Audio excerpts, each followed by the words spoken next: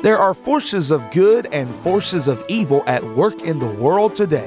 What are these forces? Who is responsible for the good? And who is responsible for the evil? Richard Shoff talks about current events which are rarely discussed by the mainstream media, events that affect us all. This program seeks to identify, to inform, and to equip the believer for what's ahead.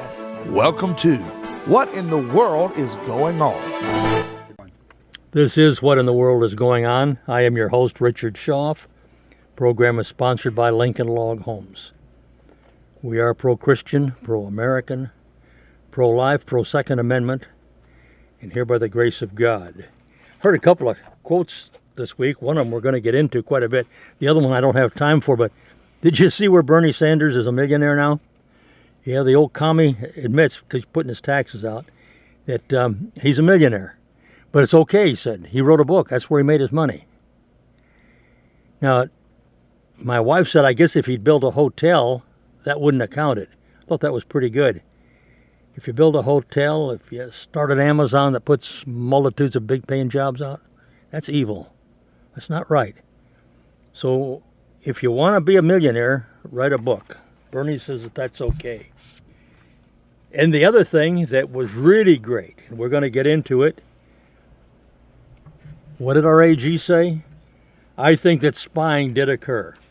And boy, that brought the house down. Did you see the Dems chairs go out from under them on that one? Attorney General William Barr declared last Wednesday that he believes, quote, spying did occur, end quote.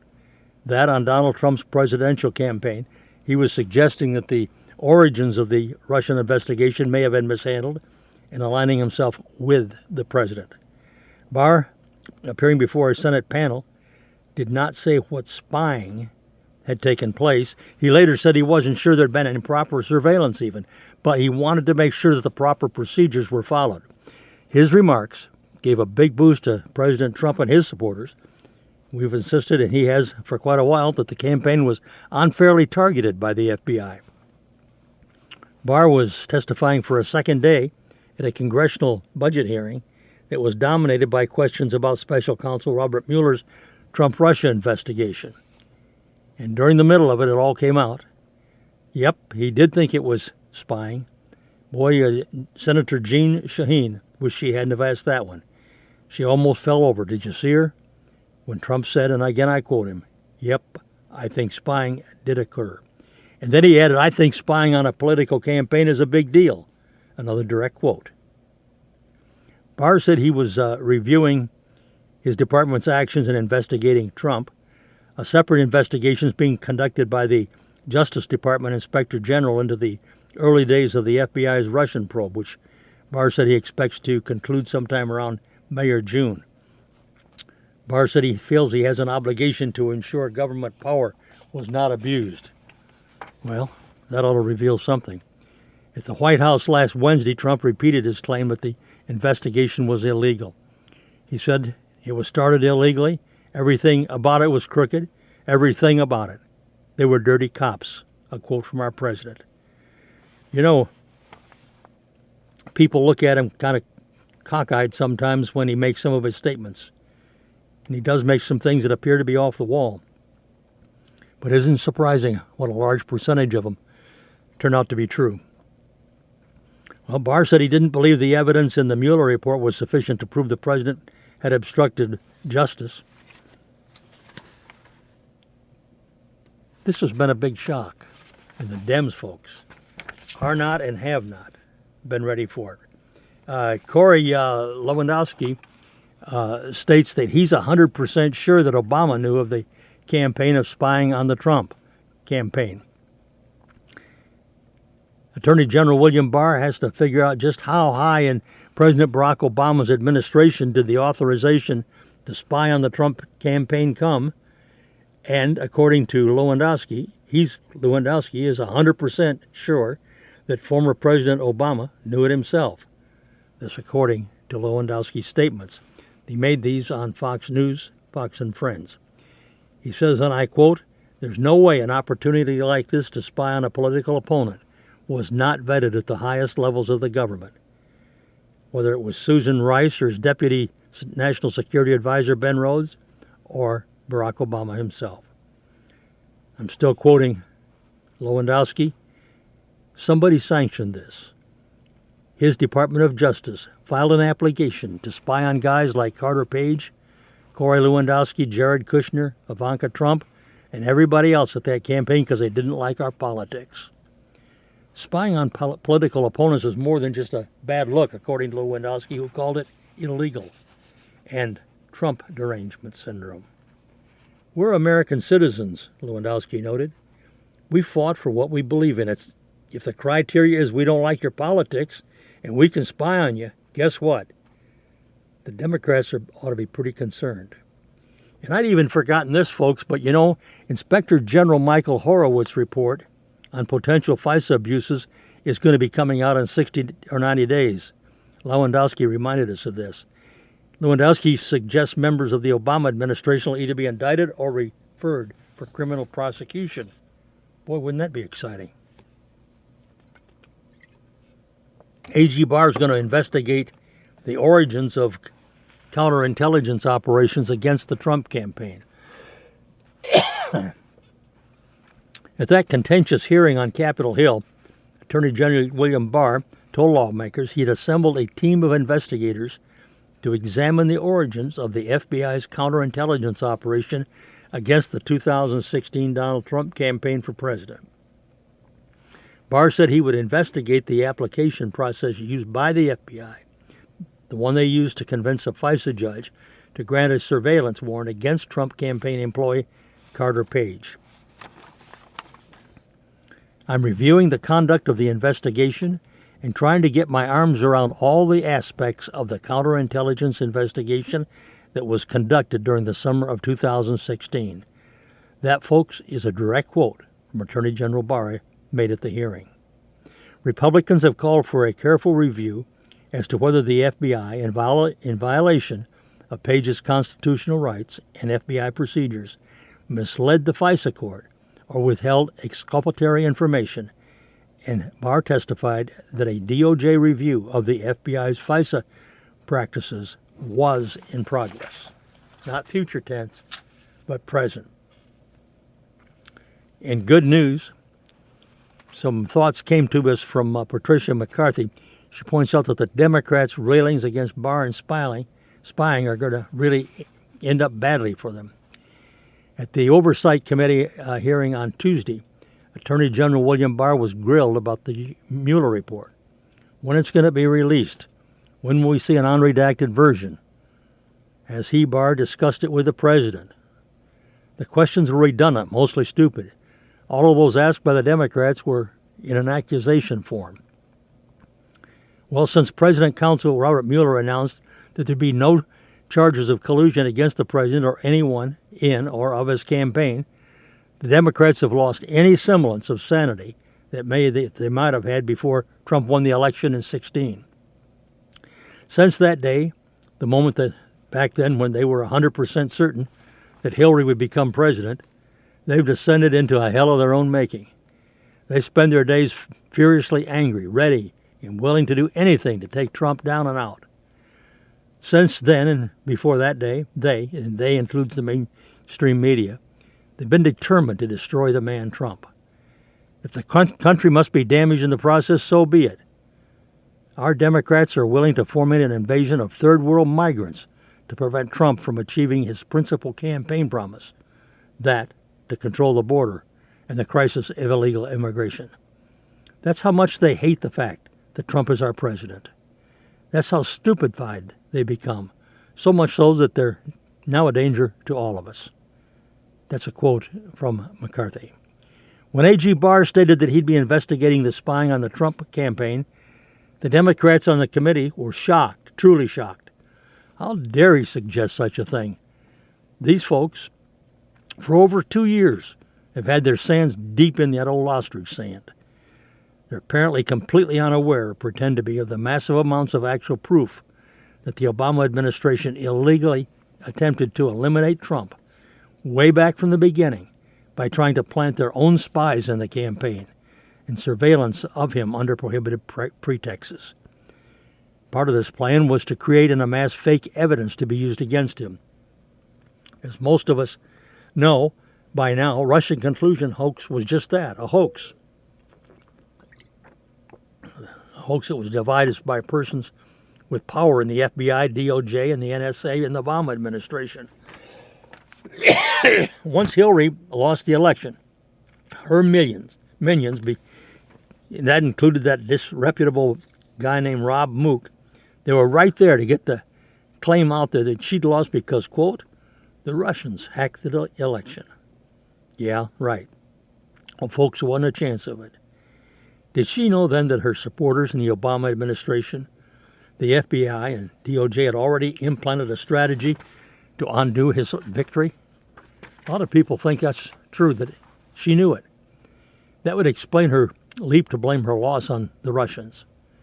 You know, old Hillary, she's a pretty callous. She's a nasty piece of work, isn't she?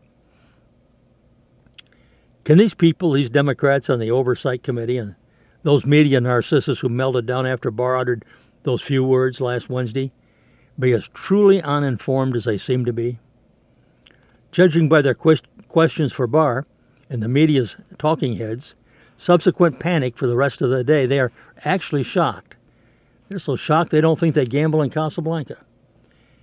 Is it actually possible that they've not read a word from Greg Jarrett's book or Dan Bongino's book or the multitude Wells research columns by John Solomon, Sarah Carter, Margaret Cleveland, Jeff Carlson, Lee Smith? Have they bothered to read the numerous transcripts of closed-door interviews with the principals involved? I don't think so. Have they even heard a snippet or two of Mark Levine's radio or television programs? Have they hit Rush Limbaugh on radio? Have they seen Hannity, Larry Elder? So many others over the past 2 years. Were they never even a little bit curious about all the information out there? Well, we conservatives can never escape their views, their mindsets, their anti-Americanism, though they're thoroughly clueless about everything outside their purview. Most of the Democrats in Congress and the usual suspects in the mainstream media, it seems, have studiously avoided hearing, reading, learning anything that might obtrude upon their orange-mad bad mindset. They consider the work product of conservatives to be invalid. They don't even look into it. They convince people that anything on Fox News should be null and void. This is how closed-minded the left really is today. You know, the Democrats ought to be afraid. They got some people that are leaving them. They don't deserve to lose anybody that's leaving the party. They're way out there, folks. The facts are in. It was all a grand scheme to deprive voters of their duly elected president, and those self-appointed tyrants could not abide by it. And the Dems cannot accept these facts. They've been exposed. The truth's coming out in dribs and dabs. Pretty soon it's going to be a tsunami. The Dems in Congress have embarrassed themselves over and over again. You remember the Kavanaugh spectacle? That was a disgrace. Schiff, Swalwell, Naylor, Lou, Pelosi, they're all disgraceful. It's a pretentious snobs who lack any intellectual ability at all, that any of them can act as though there's no evidence of what's the most serious political scandal in American history.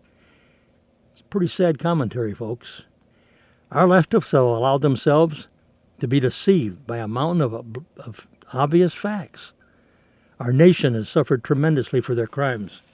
I personally think that history is going to judge them pretty harshly. So this quote from Sir Arthur Conan Doyle, quote, "There's nothing more deceptive than an obvious fact."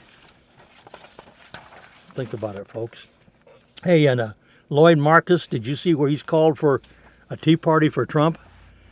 Yeah, he put a little article out. He said, "It's exciting that my patriot brothers and sisters at Tea Party Express have announced the launch of Tea Party for Trump." Marcus notes his first tour on the Tea Party Express back in '08 led to him speaking and performing My American Tea Party anthem at over 500 rallies on several national bus tours. The launch of Tea Party for Trump feels similar to the Blues Brothers saying, quote, "We're getting the old band back together again because we're on a mission from God." And my fellow patriots, I'm on a Tea Party for Trump, and that's my mission from God, to re-elect our remarkable president. Quote from Lloyd Marcus.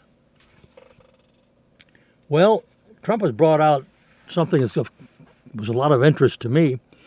The ominous warning that he gave this during an interview, that he's got the support of the police, the military, bikers for Trump, who he says, and I agree, are pretty tough people. And he said they're going to stay calm up to a certain point, and then it's going to get kind of bad. Trump made the remarks in an interview with Breitbart News recently.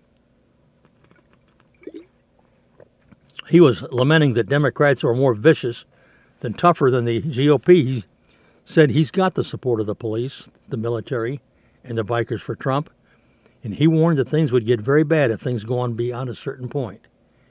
His remarks were in the context of investigations being launched by the House Democrats right now. President Donald Trump has issued an ominous warning that his supporters are tough and things could get pretty rough. So here's the thing. It's so terrible what's happening, he told Breitbart News in a recent Oval Office interview. He was being asked about the House Democrats' hardball investigating tactics. You know, he said, the left plays a tougher game. It's pretty funny. I actually think that the people on the right are tougher, but they don't play it together. They don't get it together. A quote from our president. I can tell you, I've got the support of the police. I got their support. I got the support of the military, the support of the bikers. I have some tough people. They don't always play tough, but they can. They will if they have to. He noted that the left plays it cuter and tougher than the Republicans do. Like with all the nonsense they do in Congress, all these investigations. And that's all they want to do, you know. They want to do things that are nasty. Republicans have never played that way. That's when Trump pointed out he's got 100,000 members across the countries in Bikers for Trump. Last August, he welcomed a delegation of 180 members from that group to his golf club in Bedminster, New Jersey. I guess they had quite a party there. They were jeering the press and chanting USA, USA, and build the wall. And the rowdy crew of bikers jeered the press and chanted USA, USA, and build the wall. And the people listened. And now possibly, folks, some of them are getting ready to act. Remember, maybe it was last week, just a week or two, I mentioned something about the militia would be ready. Well, it appears that there is a part of the militia that is active right now, and they've vowed to patrol until the wall is up. Yeah, members of the Constitutional Patriots New Mexico Border Ops Team Militia, some Vipers and Stingers. These go by aliases to protect their identity. Well, they're patrolling the U.S.-Mexican border in Sunland Park, New Mexico. I've seen some pictures of it. In the southeasternmost pocket in the U.S. state of New Mexico, with El Paso to the east and Mexico a stone's throw to the south, there's a small camp, a few tents, and an old weathered trailer. It's home to a half a dozen or so members of the United Constitutional Patriots, UCP. They're a small but well-armed militia, and they've been dipping their toes into the U.S. border vigilante movement. In recent months, as we know, thousands of migrants have arrived in Mexico, primarily Central Americans fleeing poverty and violence at home. President Trump has described them as a threat to national security, and he's demanded billions of dollars from Congress to build a wall on the southern border. Well, we know how that's going. The resignation of Trump's Homeland Security Secretary Kirstjen Nielsen last Sunday, reportedly over the president's push to restart family separations at the border. Well, this has underscored his failure to get to grips with the issue. And until this wall is built, the UCP insists they're going to be there. We're here to assist the Border Patrol because, well, they're a little short-handed. That a quote from the group's 70-year-old striker, a member of the UCP. We've got a good work rapport with him, he said. Our goal was to be here until we're not needed. You know, and when we're not needed is when that wall is up. We'll be here for a while. Based out at Flora Vista, New Mexico, the group, made up mostly of older veterans, enjoys an enthusiastic social media following. Stryker can be heard fielding calls during lengthy radio broadcasts streamed online several times a week. And if you want to sign up and to uphold and defend this Constitution, he noted, just pick up the phone. Out in the field with tactical gear, rifles, and even custom patches, the UCP says their duties include watching the border, standing guard over people who want to hand themselves into Border Patrol, and pursuing those who don't. It's no different than if you were here and you had citizens' arrest powers. A quote from Jim Benvie. He's a 43-year-old from Minnesota that's with him. Benvie explains how they use the term surrender because Border Patrol rules only allow them to, quote, observe and report, end quote. In a statement, the U.S. Border Patrol says it does not endorse private groups or organizations taking enforcement matters into their own hands. These guys, even more than some other militia or vigilante groups, seem to be living in a fantasy world of their own, adding that they have been very active for around 2.5 years. But they're there, and they are working, and they are dedicated. They have this grandiose vision of themselves as protecting America from the drug cartels.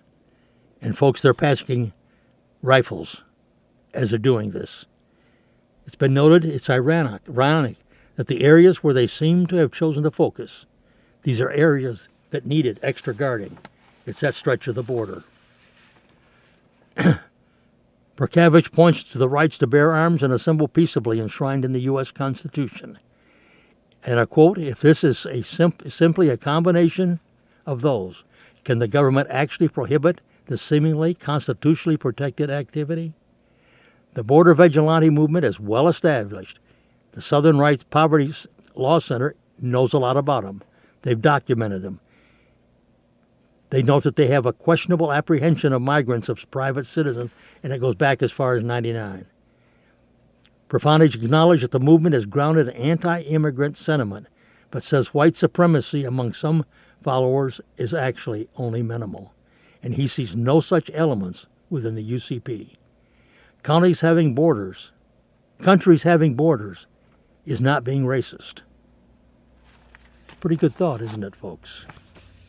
Wonder how many militants there are in the militia. More important, I wonder how many militia are out there. This came across my desk, and I want to get it in. It's 12 reasons why the Democrat Party ought to be declared a domestic terror group. Came to me from Dave Hodges. We quote him quite often. At the present time under American law, all citizens have the right to free speech, freedom of religion, freedom to assemble to air grievances, freedom to have access to an uncontrolled media, the freedom to possess firearms for self-defense, the right to avoid the freedom from unreasonable search and seizure, the right to due process and a trial by a jury of one's own peers, in which life, liberty, and property cannot be forfeited without following judicial rules.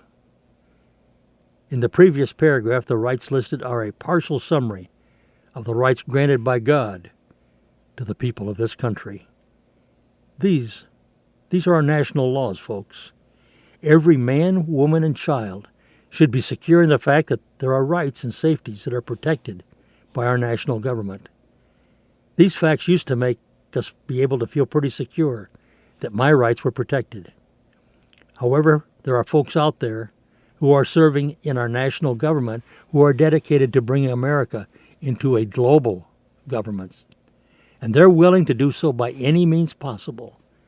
They would even destroy our constitutional government and overturn our American culture.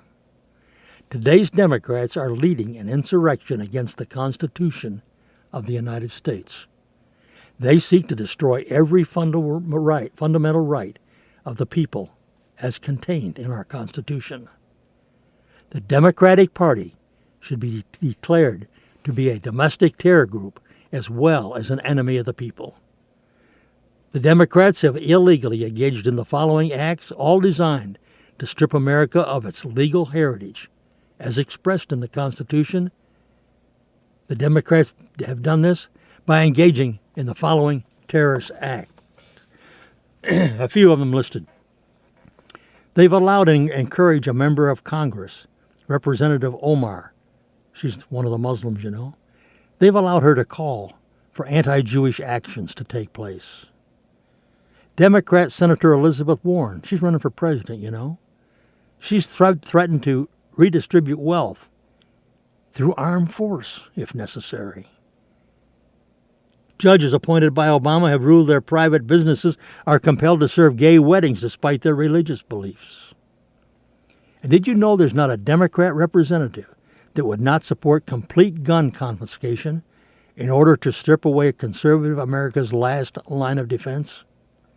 At the University of Hawaii's Democide, it's a research project, they've pointed out that all genocides are preceded by gun confiscation. And this fact, wow, it must have been lost on the Democrat. Or is that really their ultimate goal anyway? Democrat Senator Feinstein entered the Senate as a millionaire. When she retires, folks, she'll be a billionaire. Now, how do you think that's happened on a public servant salary of $170,000 a year? Well, it happens when she and her husband, Richard Bloom, are in bed with the communist Chinese. They've colluded with the corrupt EPA BLMs to strip away farms and ranches from their rightful owners. This is all due to regulations, only to have the regulations relaxed when they proceed to buy up the distressed properties and then subsequently sell the properties to the Chinese government for pennies on the dollar. Subsequently, we can see a mass exodus of much of our agriculture to China.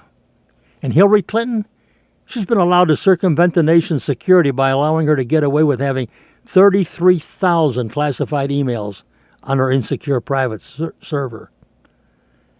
And Hillary was allowed to sell highly enriched uranium to our enemy, the Russians. And she did this for profit.